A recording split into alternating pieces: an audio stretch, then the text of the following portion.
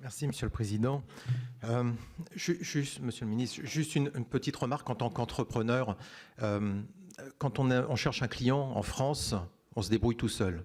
Je ne sais pas qu'est-ce que c'est cette malédiction qui veut que pour aller chercher un client à l'international, il faudrait passer par un guichet ou un service de l'État. Donc c'est une réflexion en tant qu'entrepreneur.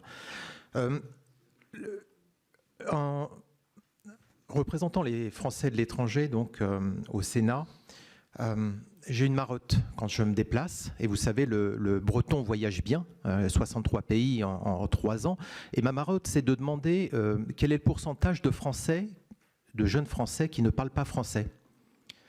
À peu près 15% en Europe du Nord, à peu près 50% en Australie, à peu près 2/3 en Amérique latine, des enfants français nés là-bas qui ne parlent pas français.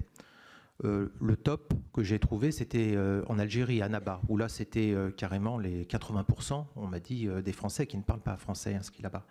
Alors, ça pose un problème, et le consul, par exemple, à Dakar, me disait, il voyait des jeunes qui, à 18 ans, arrivaient, ne parlaient que Wolof, et puis demandaient le passeport et repartaient en France. Et c'est un vrai sujet aujourd'hui qui se pose à nous. Mon observation, c'est qu'on voit parfois le consul qui devient aussi le directeur de l'Institut français, c'est ce qu'on voit à Édimbourg, à Hambourg.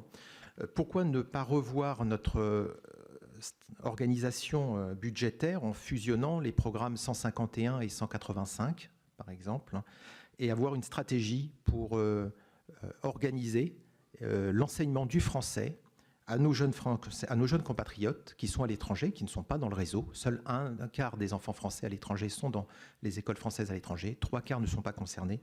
Donc ça pourrait être une approche qui nous permettrait d'avoir une stratégie dans ce domaine. Merci.